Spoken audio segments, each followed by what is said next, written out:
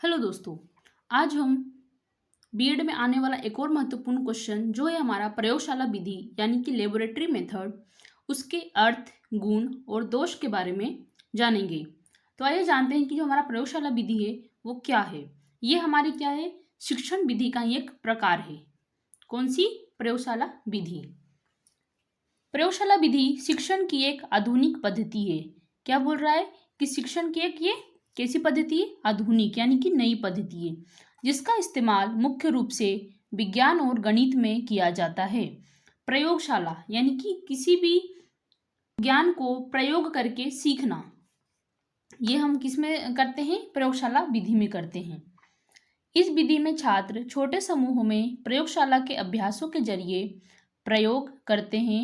यह विधि छात्रों को प्रत्यक्ष अनुभवों के जरिए तथ्यों से परिचित कराती है। अब प्रयोगशाला मेथड में क्या होता है कि जो बच्चे होते हैं, है ना, जो स्टूडेंट्स होते हैं, वो क्या करते हैं?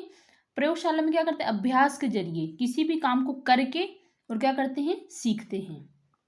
विधि में छात्र विभिन्न उपकरणों के साथ कोई प्रयोग कर किसी प्रकरण का ज्ञान प्राप्त करते हैं। शिक्षक इस विधि के माध्यम से जिस भी प्रकरण का ज्ञान विद्यार्थी को प्रदान करना चाहता है, उससे संबंधित आवश्यक प्रायोगिक सामग्री विद्यार्थियों को प्रदान करता है। उसके बाद विद्यार्थी व्यक्तिगत रूप से कोई प्रयोग कर प्रत्यक्ष अनुभव प्राप्त करते हैं और किसी परिणाम पर पहुंचकर कोई नियम अथवा सिद्धांत सीखते हैं। इस दौरान शिक्षक छात्रों को प्रयोग संबंधी निर्देश, बीच बीच में छात्रों की क्रियाओं का निरीक्षण करता रहता है तथा आवश्यकता पड़ने पर उनका उचित मार्गदर्शन भी करता रहता है। अब क्या बोल रहा है कि जो ये जो विधि है, इस विधि में कई सारे उपकरण, है ना, कई सारे उपकरणों का उपयोग किया जाता है और उन उपकरणों के माध्यम से जो स्टूडेंट है वो क्या करता है? प्रत्यक्ष ज्ञान यानी कि अपना स्वयं करके और सीखता है और कई सारे अनुभवों को प्राप्त करता है। प्रयोग करते समय जो शिक्षक होता है वो क्या करता है? बीच बीच में विद्यार्थियों को निर्देशित करता रहता है और जब वो क्रियाएं करते हैं तो उनका अवलोकन कौन करता रहता है?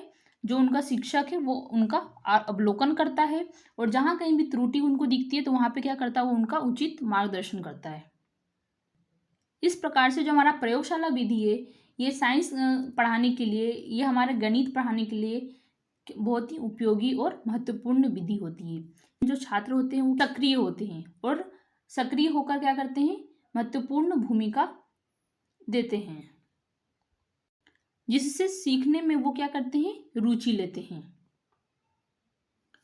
अब हम देखते हैं प्रयोगशाला विधि के कुछ गुण, मेरिट्स ऑफ लेबोरेटरी मेथड। इस विधि में का मुख्य गुण क्या है? इस विधि के द्वारा प्रदान किया गया ज्ञान रुचिकर तथा स्थायी होता है। प्रयोगशाला विधि के द्वारा जो भी ज्ञान प्रदान किया जाता है वो रुचिकर होता है, यानी बच्चे उसमें क्या करते हैं? करने में इंटरेस्ट लेते हैं और वो उनको हमेशा याद रहता है, इसलिए क्या बोला गया है? स्थायी होता है। दूसरा क्या है? इस विधि में विद्यार्थी यथार्थता से परिचित होकर स्वयं करके सीखते हैं, यानी उनके समझ क्या होता है? उपकरणों से जो स्टूडेंट होते हैं वो यथार्थता से परिचित होते हैं, यानी कि जो सत्य है, जैसे कि प्रयोगशाला में यदि कोई एक्सपेरिमेंट कर रहे हैं विद्यार्थी, उसमें से कोई गैस निकल रही है ना, या फिर वहाँ पे कोई कलर चेंज हो रहा है, तो वो उस टाइम क्या कर रहे हैं? अपने आँखों से देख रहे हैं, अपने नाकों से उसको इनहेल कर रहे हैं। तो इस तरह से मतलब वो यथार्थता से परिचित हो रहे हैं और जिससे वो क्या कर रहे हैं? स्वयं करके सीख रहे हैं। यह विधि छात्रों के समस्या समाधान कौशलों को विकसित करती है। यह विधि क्या करती है? छात्रों के अंदर जो भी समस्या समाधान के कौशल है उनको विकसित करने में महत्वपूर्ण योगदान देती है। इस विधि के द्वारा छात्रों में निर्णय शक्ति, तर्क, निरीक्षण आदि गुणों का विकास होता है। छात्रों में क्या होता है?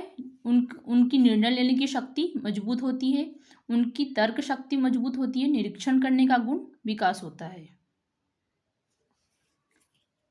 नेक्स्ट क्या है? छात्र विभिन्न उपकरणों का स्वयं प्रयोग करते हैं, जिससे उन्हें यंत्रों की क्रियाविधि का प्रत्यक्ष ज्ञान होता है।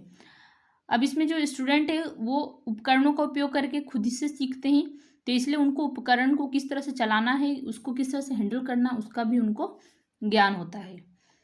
जो प्रयोगशाला विधि है एक मनोवैज्ञानिक तथा छात्र केंद्रित विधि है।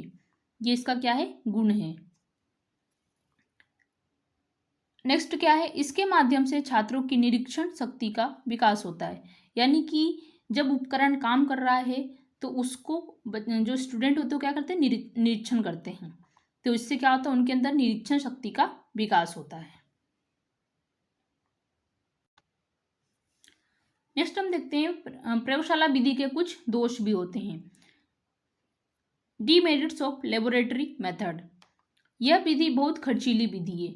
अब जो लेबोरेटरी मेथड है इसमें उपकरणों का उपयोग किया जाता है ना, इसके लिए एक प्रयोगशाला होना चाहिए, तो इसमें क्या होता है, खर्च होता है। इसीलिए बोला गया कि ये जो विधि है बहुत ही खर्चीली विधि होती है। इसमें समय व ऊर्जा का व्यय ज़्यादा होता है। अब जो स्टूडेंट है वो किसी भी प्रयोग को जब करके सीखते हैं तो करने में क्या लगता है, समय लगता है, और उससे उनकी ऊर्जा भी क्या होती है, अधिक लगती है। इसलिए बोला गया है कि इसमें समय और ऊर्जा का व्यय ज़्यादा होता है। इसके लिए प्रशिक्षित शिक्षक की आवश्यकता होती है। प्रयोगशाला में बच्चों को निर्देशित करने के लिए, उनको समझाने के लिए एक प्रशिक्षित शिक्षकों की आवश्यकता होती है। ऐसे ही कोई भी टीचर बच्चों को प्रशिक्षित नहीं कर सकते हैं। नेक्स्ट क्या है, अधिक छात्रों की कक्षा में यह विधि व्यर्थ हो जाती है। ऐसा क्यों कहा गया है, क्योंकि जब अधिक छात्र होंगे तो प्रयोगशाला में उपकरणों की कमी रहेगी, तो सारे बच्चे एक साथ नहीं कर पाएंगे, है ना। इसीलिए बोलो कि कक्षा में यह विधि क्या हो जाती है, व्यर्थ हो जाती है। नेक्स्ट क्या बोला गया है, विद्यालयों में प्रयोग संबंधी सभी उपकरण मिलना कठिन होता है। अब जरूर नहीं कि जो भी प्रयोग संबंधी उपकरण है वो सभी विद्यालय में उपस्थित ही हो, ये भी ये किसकी क्या है, दोष है। नाजुक उपकरणों का छात्रों द्वारा टूटने का भय रहता है। नेक्स्ट क्या है, संपूर्ण पाठ्यक्रम की प्राप्ति इस पद्धति के द्वारा संभव नहीं है, क्योंकि संपूर्ण पाठ्यक्रम प्रयोग पर ही आधारित नहीं होता है, इसीलिए पूरा जो पाठ्यक्रम है वो इस पद्धति पर संभव नहीं है। नेक्स्ट क्या है, कभी कभी कुछ छात्र प्रयोग में हिस्सा नहीं लेते हैं।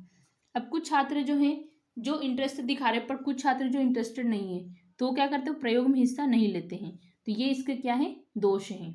इस प्रकार से हमने देखा कि जो प्रयोगशाला विधि होती है वो क्या होती है, इसके गुण क्या है, इसके दोष क्या हैं। आई होप आपको ये वीडियो अच्छा लगा होगा। ऐसे और वीडियोस को देखने के लिए हमारे चैनल को सब्सक्राइब करें और वीडियो को लाइक करें। Thank you.